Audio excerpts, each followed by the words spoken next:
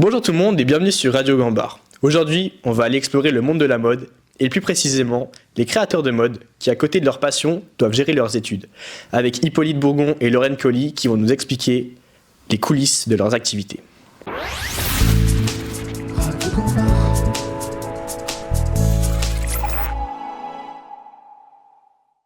Aujourd'hui, on va découvrir ensemble Hippolyte, un étudiant en 4e année au collège de Saint-Michel qui a lancé sa propre marque de vêtements nommée Amneris Baron en parallèle de ses études. Bref, assez de blabla et passons à ce qui nous intéresse. Salut Hippolyte. Salut. Je te laisse te présenter. Alors, je suis Hippolyte Bourgon, j'étudie au collège Saint-Michel à Fribourg. Pour mes passions, les choses basiques, je fais de la piscine et beaucoup de ski aussi. Ce qui peut témoigner mon bronzage magnifique. Et après, je fais aussi donc, de la couture, c'est pour ça que je suis là aujourd'hui. Et voilà, je fais de la couture et aussi des visuels, enfin je travaille avec des vidéos et ouais, voilà. D'où est-ce que te vient ta passion de la mode ? Alors, je pense que depuis tout petit, je voulais toujours essayer de m'habiller, d'être un peu dans mon propre monde. Après, je pense que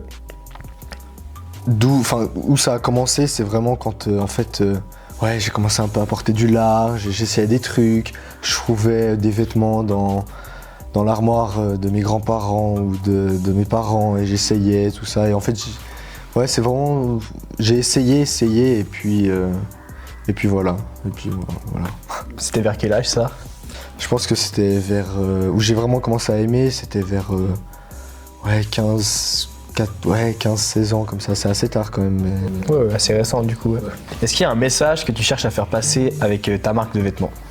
Alors, je pense que le message important que tout le monde devrait faire, tout le monde devrait renvoyer, c'est vraiment essayer de penser un peu à la planète, parce que avec toute la fast fashion, tout ça, tout ce qu'on connaît à l'heure actuelle, c'est vrai que la fashion, la mode détruit quand même beaucoup la planète. Et aussi moi, à travers mes créations, j'essaie de montrer un peu ma vision du monde, donc à travers de la couture. Pourquoi tu crées ta marque maintenant et puis pas plus tard quand tu as fini tes études ? Alors pourquoi maintenant ? C'est que j'avais un peu une sorte d'envie de me distinguer et pas d'acheter des choses que tout le monde a. Et donc à partir de là, je me suis tout simplement dit pourquoi pas faire mes propres vêtements, les créer voilà, et les porter. Après c'est vrai que peut-être c'est pas le meilleur moment parce qu'avec l'école c'est assez dur à gérer le temps, mais bon en soi, ouais c'était le moment, j'ai commencé un peu à faire des vêtements, tout ça et puis voilà. Mais pourquoi pas faire, continuer plus tard parce que c'est vrai que là j'ai plus trop le temps avec les cours, mais continuer, me mettre à fond dedans plus tard. Comment elle t'est venue cette idée de faire une marque de vêtements maintenant ? Alors, comment m'est venue l'idée, c'est que tout simplement, j'ai un chien, et le chien, quand il était petit, il déchirait mes vêtements. Donc j'ai ressorti la machine à coudre de ma grand-mère, qui était chez moi. Je l'ai mis sur la table et j'ai réparé les trucs, et après je me suis dit, ah ouais, mais là je pourrais essayer de déchirer le pantalon pour le rajouter sur une autre partie de pantalon et tout ça. Et donc vraiment, moi ma marque c'est, à l'origine je travaille sur du jeans. Donc voilà, c'est grâce à mon chien que j'ai commencé à coudre et puis voilà, la dernière fois que j'avais cousu c'était en ACT à l'école OCO. Puis t'avais aimé la couture ou bien c'est juste... À cette époque-là, je me souviens pas forcément d'avoir en particulier aimé. Particulièrement aimé la couture, mais en soi, ouais. Mais ça m'est vraiment venu quand j'ai commencé à coudre, à réparer mes vêtements et à réparer les vêtements de ma famille ou quoi. Et puis voilà, essayer de faire des choses, de prendre des parties de vêtements, de les mettre sur des autres, de rajouter de la fourrure, plein de choses, et puis voilà. C'est trop bien. C'est quoi qui t'a fait passer à l'action ? Où tu t'es vraiment dit, là maintenant, je vais lancer ma vraie marque ? Alors, je pense que ce qui m'a vraiment donné envie, c'est donc, je reviens, c'est le truc du chien. J'ai commencé, et après j'ai vu qu'en fait j'aimais vraiment, comme quand j'étais plus petit, essayer de porter de nouvelles choses qu'on voit pas forcément à d'autres endroits. Et donc là je me suis dit, en fait, pourquoi pas faire mes propres pièces et les porter et pourquoi pas en vendre. C'était pas dès le début que je voulais faire ma marque à moi, mais c'était un peu avec le temps. Et au final, après, je me suis dit, ouais, pourquoi pas faire mes propres pièces. Comment est-ce que tu t'es lancé? Ou t'as commencé à créer le truc? À créer la marque de vêtements, donc. Ouais. J'avais fait une tenue. Et il y avait un lieu pas très loin de chez moi, qui était assez spécial. C'était en gros un endroit qui avait brûlé. Donc j'avais fait un pantalon à la base qui avait un trou sur le genou. Et donc j'avais rajouté de la fourrure dessus pour le cacher. Et après j'avais en fait totalement modifié le pantalon. Et en fait je me suis dit, au lieu de simplement juste montrer le pantalon sur Insta ou sur un compte Instagram, pourquoi pas en faire une vidéo et le mettre un peu en scène et donner un pouvoir au pantalon et puis voilà. Et donc j'essaie de donner ma vision du monde à travers les pantalons et à travers aussi les vidéos que je fais pour ces pantalons. Et donc en fait c'était à partir du premier pantalon, je me suis dit ouais, pourquoi pas en faire des vidéos et les mettre un peu en scène et puis voilà. Comment est-ce que tu t'organises en tant qu'étudiant? Parce que du coup tu crées ta marque, mais de l'autre côté tu as comme une vie d'étudiant. Comment tu gères ces deux choses? Alors j'essaie dans mon temps libre faire ma couture, mes pantalons. Après c'est vrai que des fois c'est un peu compliqué parce que j'ai quand même plus envie de coudre que de réviser mes maths. Mais ouais. Après c'est vrai que là, pour l'organisation avec ma marque de vêtements, avec le bac, donc cette année, dans quelques mois, là c'est assez compliqué, donc j'ai mis un peu sur pause, mais je souhaite reprendre après à fond vu que j'aurai plus le temps. Ouais, je pense que c'est quand même très complexe de s'organiser, mais ouais, c'est dans les temps libres ou un jour où j'ai pas de devoirs, où j'ai pas de test le lendemain ou le week-end ou comme ça. Mais ça t'a quand même posé problème des fois ou t'as réussi à toujours gérer? Non, quand même j'ai réussi à toujours gérer. Après moi j'ai quand même l'envie de... Quand je commence quelque chose, j'ai envie de le faire d'un coup. Et donc des fois c'est un peu compliqué. On se dit je commence un pantalon ou je commence un montage vidéo pour ces pantalons. Et au final je dois réviser un test et j'ai pas envie. Et donc c'est vrai que des fois c'était un peu problématique. Mais bon, j'ai toujours réussi à m'en sortir et à trouver le temps pour tout. C'est quoi le public que tu cherches à viser avec tes créations? Alors je sais pas forcément si j'ai un vrai public cible, mais en soi c'est les gens qui comprennent ce que je veux renvoyer comme message et les gens qui ont un peu le même goût pour la mode que moi. Après je suis ouvert à tous. J'étais déjà une fois à Berne et il y a une dame de 60 ans qui m'a complimenté sur mes habits, donc je suis pas visé sur un type de personne ou un type d'âge, un âge précis, je suis ouvert un peu à tout le monde. Ce que j'aime bien c'est que les gens se fassent leur propre idée et leur propre idée sur l'histoire, sur le message que je vais envoyer. Le prix de tes créations, tu les fais par rapport à...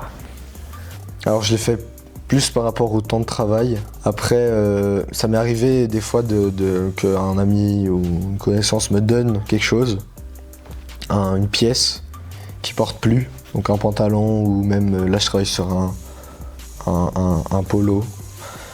Et en fait juste de le modifier, donc c'est le temps que ça me prend. Et après les matières premières, pour l'instant j'ai beaucoup de tissus que j'ai récupéré à droite à gauche, donc ça m'a pas coûté grand chose, mais des fois c'est assez compliqué de trouver les bonnes matières des fois parce qu'il faut trouver la bonne matière avec la bonne qualité, et donc c'est vrai que plutôt sur le temps que je mets à travailler dessus. Puis tu fais tout artisanal du coup, c'est pas des choses d'usine ou quoi que ce soit? Non. J'ai hésité pour promouvoir un projet qui arrive bientôt. En fait, faire des t-shirts soit on les fait industriellement, ou soit on les fait chez nous.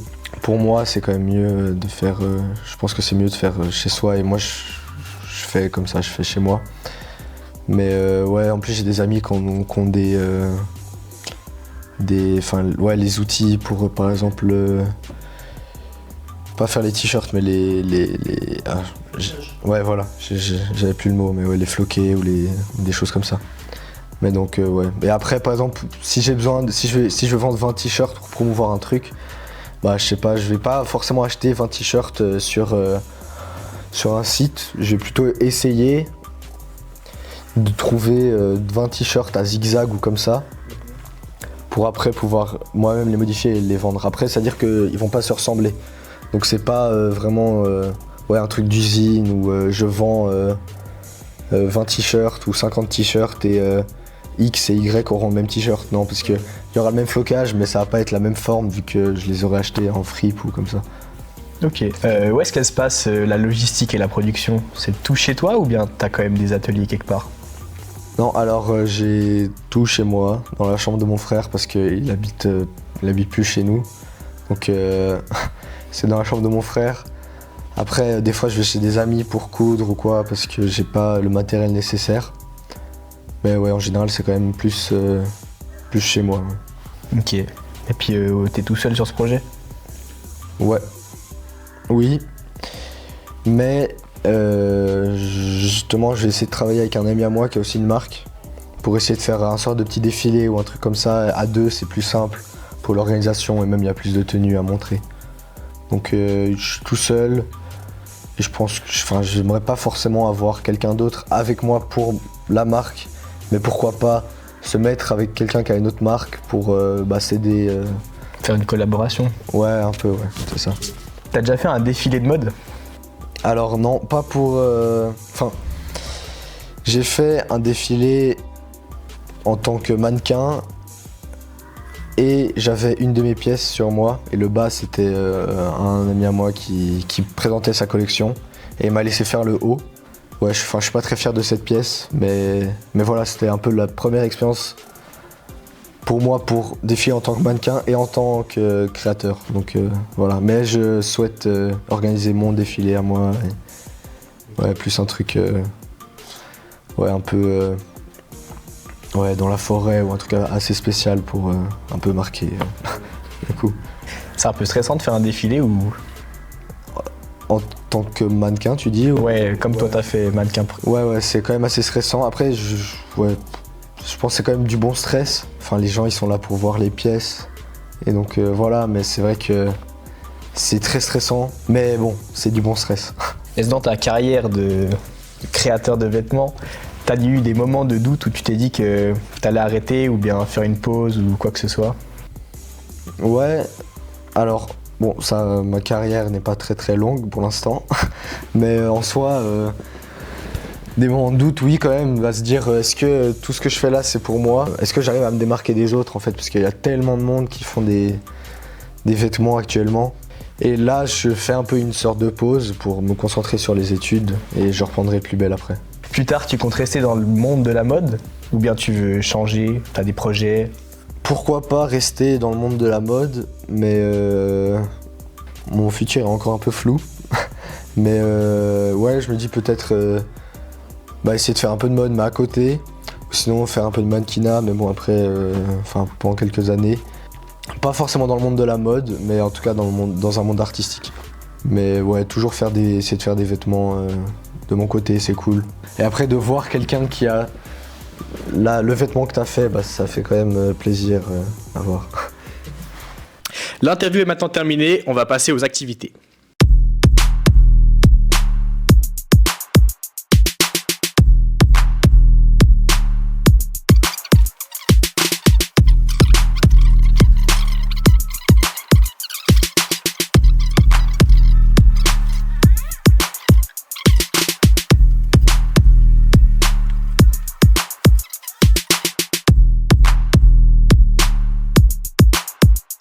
Donc là dans mes mains j'ai 5 outfits de célébrités qui proviennent de plein d'événements différents. Je vais te laisser prendre connaissance et puis les classer dans l'ordre que tu préfères. Et nous expliquer un petit peu pourquoi tu fais ça. Ouais. Trop bien. Bon, déjà j'ai juste jeter un coup d'œil.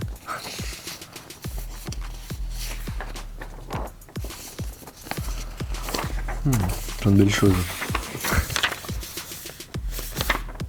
Bon, en soi, je pense que je mettrais elle en premier, en première. Parce que j'aime bien, ouais. Bon, en soi, le fit avec le pantalon un peu skinny, je trouve c'est cool. Après le masque. Je trouve un peu original, c'est sympa. Ouais, c'est sympa. Même si la personne n'est pas forcément très bien, c'est pas très sympa, mais si on parle que de vêtements, je mettrais cette tenue en première. Ensuite, je mettrais ça parce que j'aime bien les couleurs. Et la tenue est assez grande avec grande ampleur et genre j'aime bien avec les yeux et tout, c'est sympa. Bon, ensuite je mettrais elle. J'aime bien la transparence. Ça, je trouve que c'est sympa de jouer avec la transparence dans les tenues en général. Après, elle est un peu basique, c'est noir et puis voilà, sans trop de couleurs. Après, je mettrais Michael Jackson. Parce qu'en vrai, la tenue, elle est iconique. Et avec le doré, c'est vraiment... Et après, en dernier, je mettrais elle. Parce que je trouve que la vraie, elle est pas... c'est pas très très beau, je trouve. Bon, c'est inspiré avec des bandanas, mais je trouve que c'est pas... c'est basique, quoi. Même s'il y a plein de couleurs, mais je sais pas, je trouve que ça se marie pas trop bien.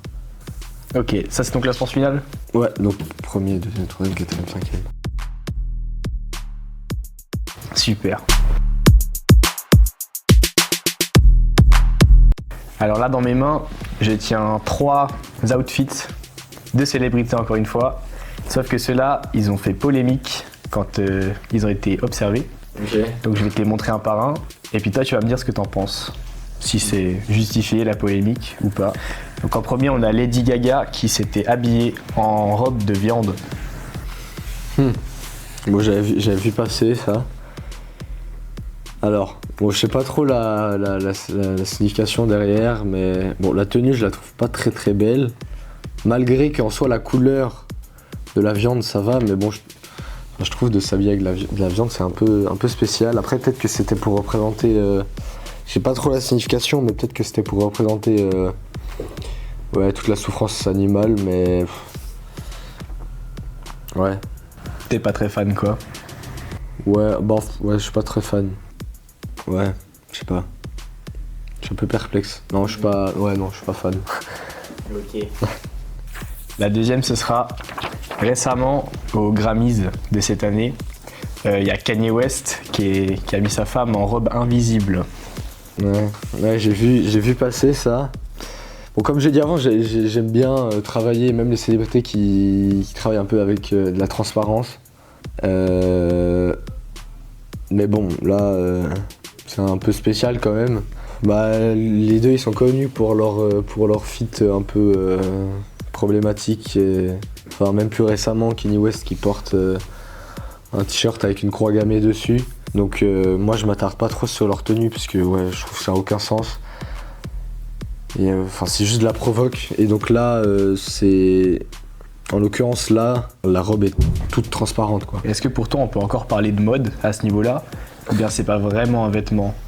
C'est une bonne question, mais oui, on peut parler de mode parce qu'en soi, tout le monde peut s'habiller comme il veut. Et puis voilà, et la mode, maintenant, si on regarde, ça va un peu n'importe où. Mais bon, là, à ce point-là, je pense que non. Enfin, oui, c'est de la mode, mais bon, c'est pas trop de la mode à laquelle j'adhère. C'est vrai que ce qu'il porte, lui, c'est très provoquant. Et là, sa femme, c'est vrai que c'est assez spécial quand même de porter une robe transparente. Ouais, j'adhère pas forcément et je trouve que là, la mode, elle est un peu trop poussée. Je comprends qu'il y ait quand même une réflexion qui se fasse et que les gens, ils se posent des questions. Après, en soi, si eux, ils veulent s'habiller comme ça, et ils s'habillent comme ça. Enfin, c'est aussi un peu le principe de la mode. Tout le monde s'habille comme ils veulent. On va passer à la troisième image et la dernière. Celle-là, c'est une chaussure. C'est la chaussure collaboration de Lil Nas X avec Nike, où il y avait du sang dans les paires de chaussures. Ouais, bah... ça, j'ai aussi vu passer. Bon, ça a quelques années, ça, quand même, ouais. Mais ouais, là je vois pas. Alors le modèle de base est beau. Après là, la collaboration, honnêtement, je vois pas trop le but, quoi. Enfin, c'est une affiliation au diable directement. Donc Ouais, je sais pas. Là, je comprends pas, ça me répugne un peu. C'est pas quelque chose que tu imaginerais faire, toi? Non, pas du tout. Ok. Non. Alors, j'aime bien faire des choses où on peut en parler. Par exemple, mettre, c'est pas autant que ça, mais mettre de la fourrure ou travailler aussi avec beaucoup de transparence et tout, mais là, c'est... C'est pas de la mode, quoi. Non, c'est juste de la provoque. De la provoque et voilà, c'est pour faire parler de soi. Et ça, je trouve que c'est un peu dommage de juste faire des tenues ou des pièces, ou là en l'occurrence des chaussures, juste pour faire parler de soi et de faire, ouais, je sais pas, c'est un peu comme un coup de pub quoi, mais bon, je trouve que c'est un peu dommage. Ok, parfait.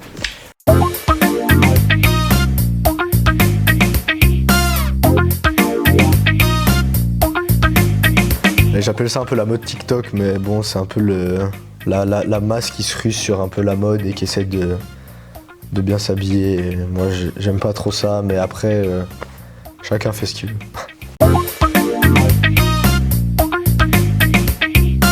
Alors, plus oversize, mais après, j'essaye un peu de tout porter.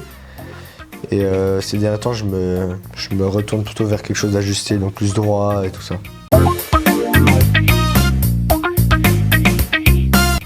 Je pense que ça serait la Maison Margiela, parce que c'est une marque que j'aime beaucoup, ils font des beaux défilés, des belles pièces.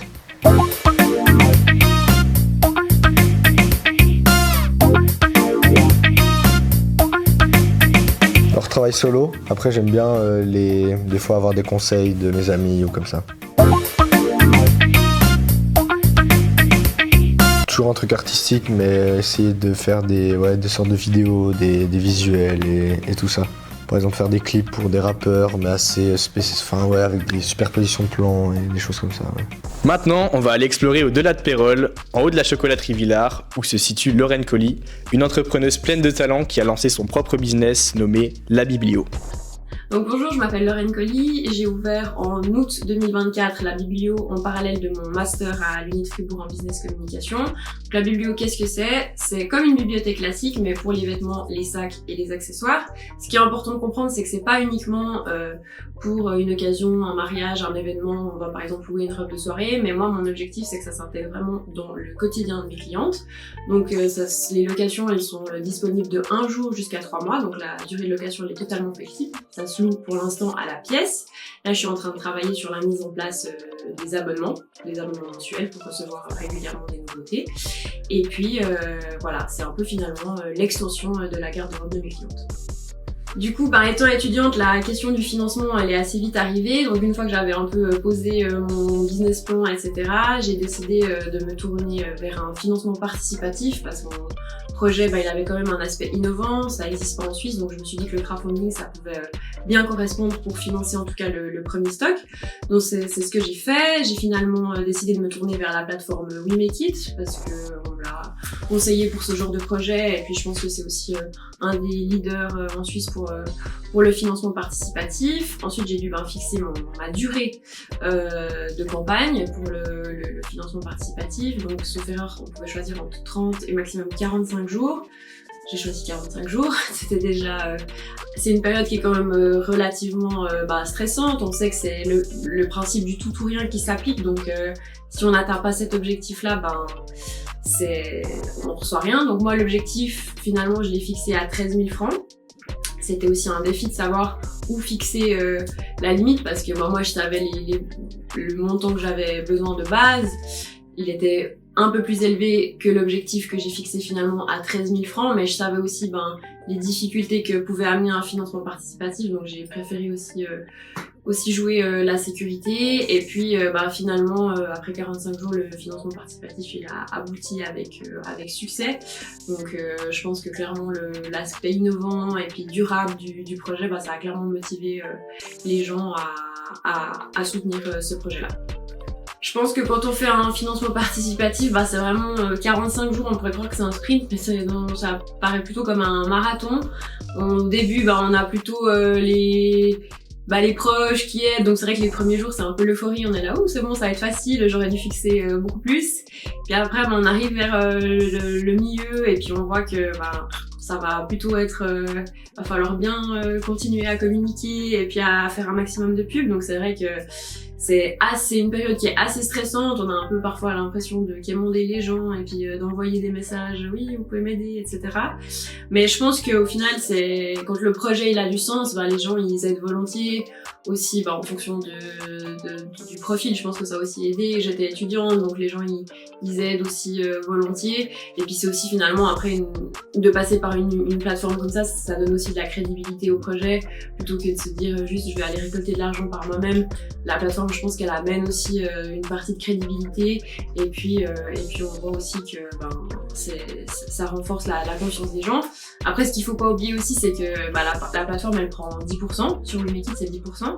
Donc c'est aussi à prendre en compte dans le calcul, hein. Donc sur 13 000 francs on enlève 10%, donc ça fait quand même une belle petite somme à la fin quand même, mais globalement expérience positive et enrichissante.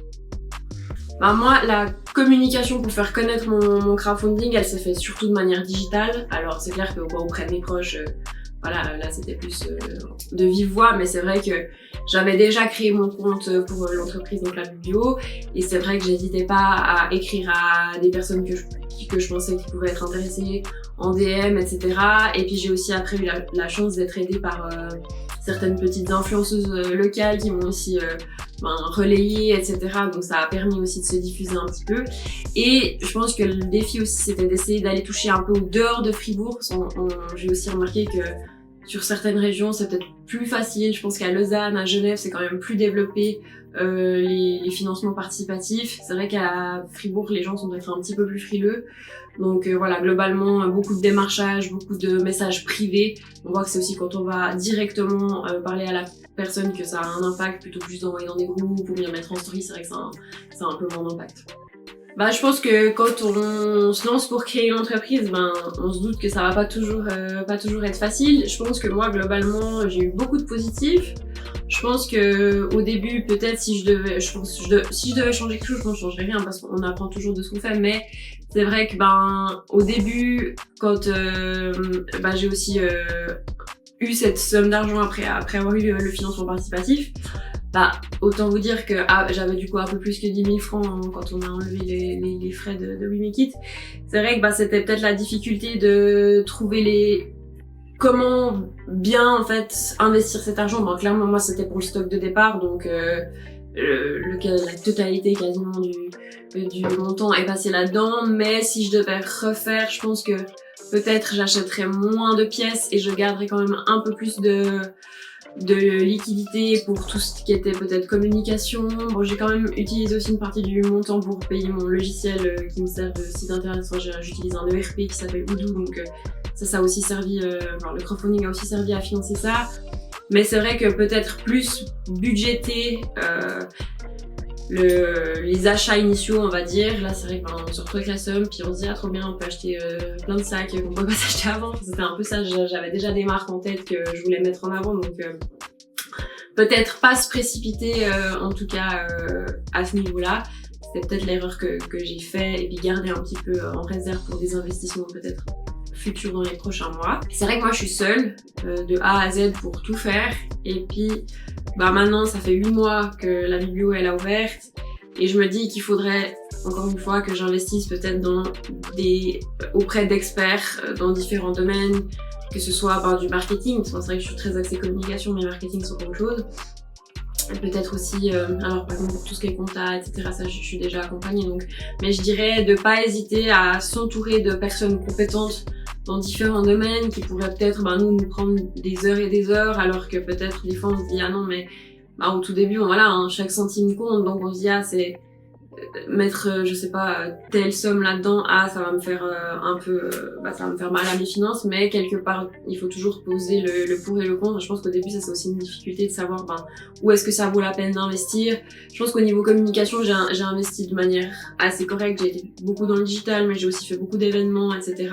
Donc là j'ai bien su créer un réseau, mais c'est plus peut-être pour d'autres domaines d'expertise, comme je disais le marketing ou les choses comme ça, ou peut-être là il faut pas hésiter en tout cas à se tourner vers des gens compétents. C'est ainsi que cette vidéo se termine. Merci à tous d'être restés jusqu'au bout, et je vous dis à plus tard sur Radio Gambard.